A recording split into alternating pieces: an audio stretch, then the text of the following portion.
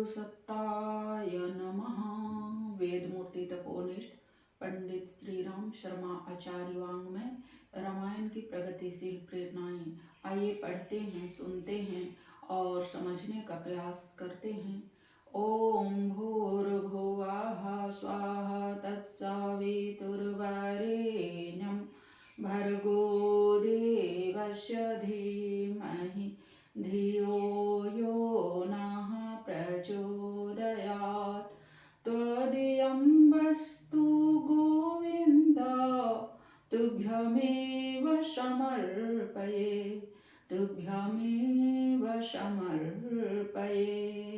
मनुष्य जीवन का सदुपयोग। मानव जीवन ईश्वर का अमूल्य उपहार है। आत्मा मानव देह पाकर ही अपने उद्धार का उपाय कर सकती है। देह रहित आत्मा कुछ नहीं कर सकती। रामायण में इसके बारे में कहा गया है, सर्वेषां देहहीनां महदुःखं भविष्यति लुप्यन्ते सर्वकार्याणि हीनदेहस्य वै प्रभो।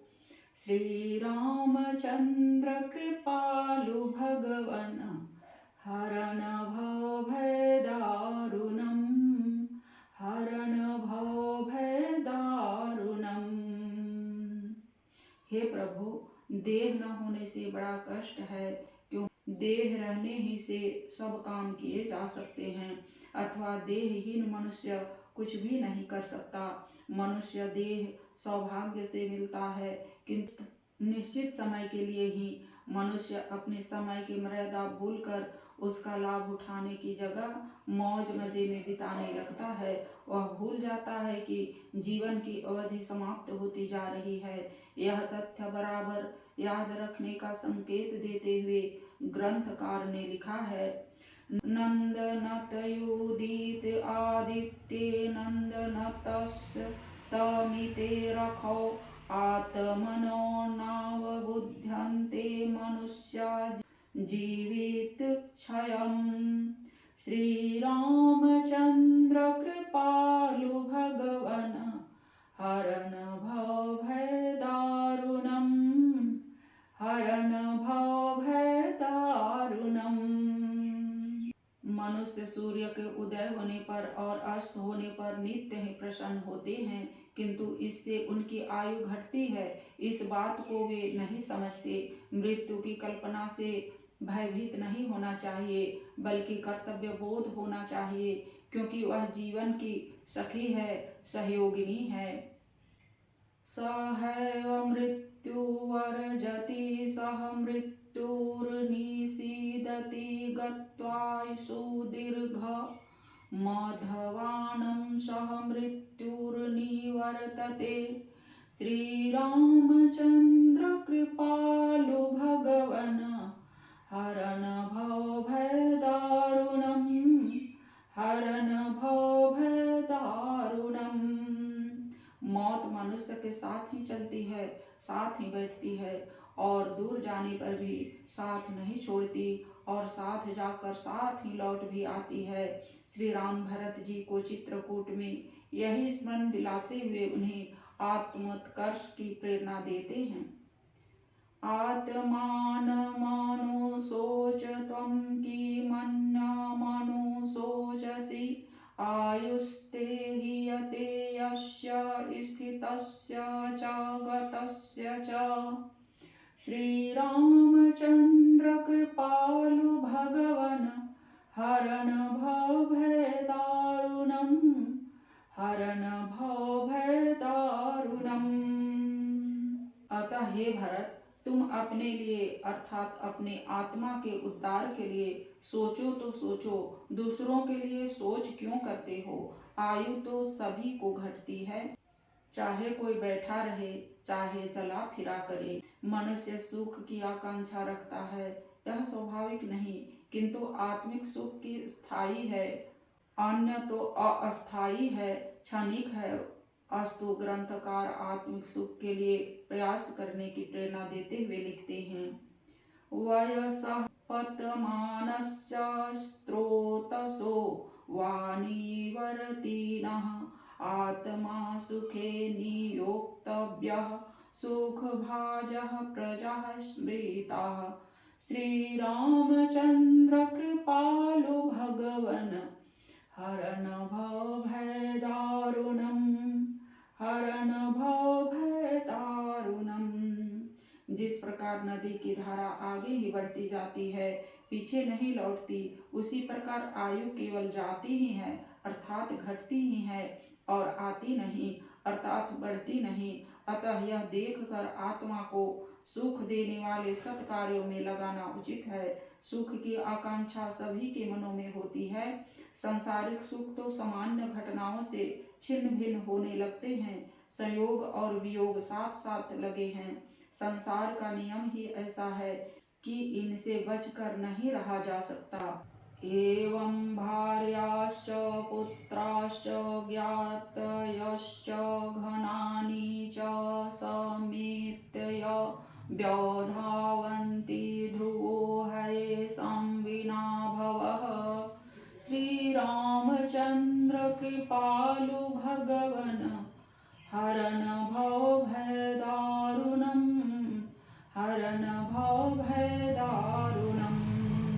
जिस प्रकार महासागर में अन्य स्थानों से बहकर आई हुई दो लकड़ियां एक स्थान पर पहुंचकर मिल जाती है और फिर काल पा पृथक हो इधर उधर बहती चली जाती है, इसी प्रकार भार्या पुत्र भाई बंद और धन संपत्ति जो आकर अपने को मिलते हैं, इन सब का कालांतर में वियोग होना भी निश्चय ही है। अतः सांसारिक संबंधों के प्रति मोह न होने देना ही श्रेयस्कर है। मोह में पड़कर व्यक्ति अपने कर्तव्यों को भूलने लगता है। यह मर्म लक्ष्मण जी समझते हैं। सीता जी को वाल्मीकि आश्रम में छोड़कर लौटते समय वे सुमंत्र को समझाते हुए कहते हैं, तस्मात् पुत्रेषु दारेषु मित्रेषु च धनेषु च नाति प्रसंगः कर्तव्यो विप्रयोगो हि तैर्ध्रुवम्। श्रीरामचन्द्र कृपालु भगवन् हरन भय दारुणम्, हरन भय दारुणम्। अतः एक न एक दिन पुत्रों कलत्रों और मित्रों एवं धन ऐश्वर्य से तो अलग होना ही पड़ता है, सो इनमें अधिक अनुरक्त होना ठीक नहीं। यह कल्पना करना भूल है कि श्रेष्ठ मार्ग पर चलने से कोई दुख प्रसंग नहीं आएगा। वह तो स्वाभाविक रूप से सभी के जीवन में आते ही हैं। उनसे विचलित हो श्रेष्ठ मार्ग नहीं छोड़ देना चाहिए। राम के जीवन में भी दुख के प्रसंग बहुतायत से आए। दुर्वासा ऋषि ने उन्हें इस संदर्भ में पहले ही सावधान कर दिया था। सुमंत्र को यह विदित था। उन्होंने लक्ष्मण जी को बतलाया कि ऋषि दुर्वासा ने पहले ही यह कहा था कि भविष्यति दृढ़ रामो दुख प्रायो विसख्य भाग प्राप्स्यते च महाबाहो विप्रयोगं प्रियर्द्रुतम्। श्रीरामचन्द्र कृपालो भगवन् हरन भय दारुणम्, हरन भय दारुणम्। श्री रामचंद्र जी प्रायः दुखी ही रहेंगे और उन्हें सुख नहीं मिलेगा। उनको अपने प्यारे जनों से शीघ्र ही वियोग होगा। अतः सुख दुख और संयोग वियोग पर विशेष ध्यान न देकर अपने कर्तव्य पालन पर ही अटल रहना चाहिए। राम ने यही आदर्श उपस्थित किया। दुख सुख के प्रसंगों से अप्रभावित रहकर अपने जीवन के उद्देश्य को पूरा करने में हर क्षण सतर्कता पूर्वक लगे रहे। वनगमन प्रसंग में वे माता के कैसे कहते हैं, शारीरो मानसो वापि कचिदेनं न वाघते संतापो वा भीतापो वा दुर्लभम हि सदा सुखम। श्री रामचंद्र कृपालु भगवन् हरन भय दारुणम्, हरन भय दारुणम्। हे माता, शारीरिक एवं मानसिक ताप किसे पीड़ित नहीं करते। सदा सुख ही सुख मिलना दुर्लभ है। अपने कर्तव्यों और उत्तरदायित्वों का ठीक प्रकार निर्वाह करने वाले को मृत्यु भी भयभीत नहीं कर पाती। वह स्वाभाविक रूप से कर्तव्य श्रृंखला में ही उसे अपना लेता है। लिखा है, यथा फलानां पक्वानां नान्यत्र पतनाद भयम् एवं नारस्य जातस्य नान्यत्र मरणाद भयम्।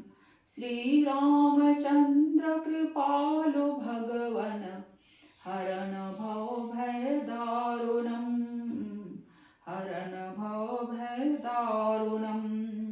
जिस प्रकार पके हुए फल को गिरने से डरना नहीं चाहिए, उसी प्रकार उत्पन्न हुए नर को मरने से नहीं डरना चाहिए। श्री रामचंद्र कृपालु भगवन हरन भव भय दारुणम, हरन भव भय दारुणम। आज के वीडियो में इतना ही। लाइक, सब्सक्राइब और शेयर करें। धन्यवाद। ओम